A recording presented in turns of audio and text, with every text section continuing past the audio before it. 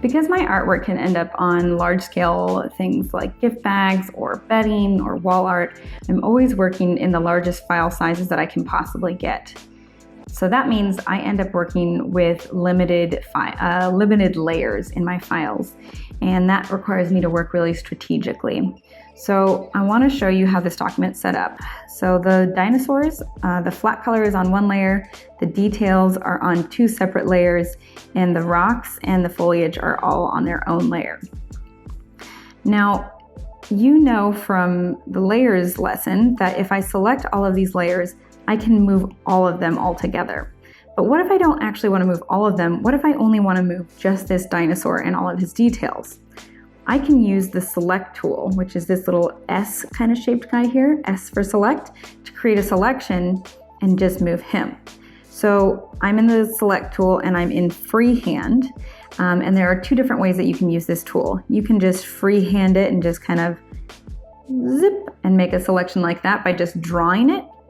Or you can tap, and this is kind of what I call polygonal, and it just creates a straight line from wherever you tap, and then if you hit this circle, that will close the selection.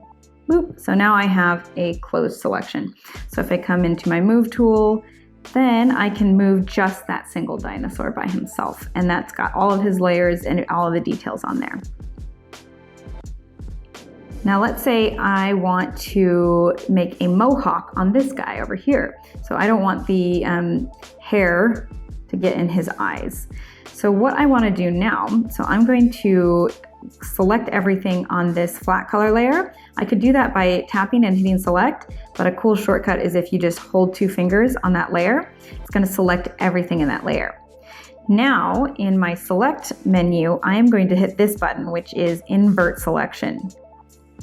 And now everything that was selected is now unselected and the opposite. So it's selecting the inverse. If I come in here now, I can draw a mohawk on him, and that is super useful. So very important tool to remember, select inverse. Another cool tool, let's take a look at these rocks here. So if I wanted to come in here, I could just select one rock, but if I want to add to that selection, all I have to do is continue drawing. And now if I tap that circle, it's going to add the selection. I can also do that by hitting this plus right there. Now let's say that I grabbed this extra rock here and I decided that I actually don't want that rock. So I can also subtract selections. So I can hit subtract and then I've taken that out. So again, plus and minus, subtract and add. So another cool tool in the select tool is this button here, and that will take whatever you've selected and copy it to a new layer. So now I've got new rocks. But what if I actually don't want to make new rocks? What if I want to take these rocks, remove them from the layer that they're on, and put them on their own layer? Well, as a shortcut, what I'll do is I will hold the select button, and that's going to reload the same selection that I had previously, so I don't have to redraw those selections, I just have them. And then I'm going to use 3 fingers and I'm going to swipe down, and it's going to open the cut, copy, paste menu. Now, copy will copy whatever you have selected, paste will paste it onto a new layer, but cut is the really interesting one. Cut will cut whatever you have selected and it will copy it for you to paste later. So if I hit cut and paste, it's going to cut everything that I had selected and paste it to a new layer. So super useful. So let's take a look at another tool in that cut copy menu. And I'm going to select this dinosaur. Now, if I hit copy all, it's going to copy everything that is actually visible on this screen. And if I hit paste, it's going to paste everything that was just copied. So now I have a dinosaur that has the background, it has the details, it has everything that I could see. And I have just pasted him again. So that's really cool, but I actually don't want the background in that. So what I'm going to do is I'm going to turn the background off. I'm going to reload my selection. I lost the selection, so I have to redo the selection. I'm going to copy all, and I'm going to paste. I'll turn the background back on so you can see. And now I've got a new dino with all of the details and everything that was actually visible while I was copying it. Now I can also paste anything that I have copied into a new document. So I'll open a new document here.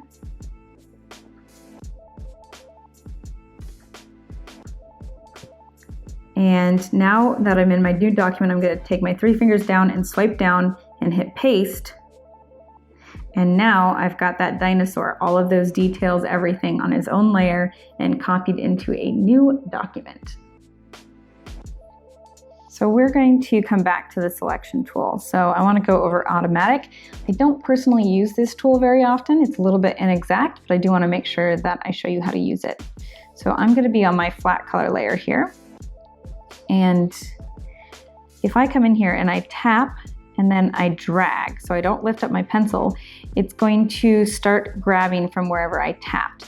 And you can see this selection threshold up here. That's telling you, and that little blue bar is showing you how much is actually being selected. And the further I go over, I'll show you here, I'll zoom in, it starts making these bright blue selections.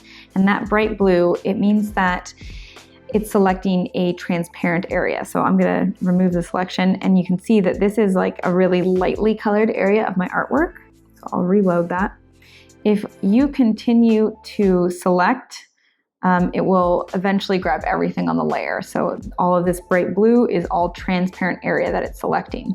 And you can see this is everything that's on that flat color layer, that it's kind of like colored a different sort of color. Now, if I come on here again, it's going to remember the last threshold that I was selecting. So I like to kind of scale down. So if I have it at like 100% and I try and grab it on another layer, it's gonna grab 100% of it. So I'm gonna knock that down by sliding to the left. And I'll come into the details over here. And I'm gonna try grabbing, oops, not my brush layer, my select layer. And I'll start grabbing these little orange horns on his back. So every time I tap and drag, it's selecting another layer. And that is basically how the automatic selection tool works.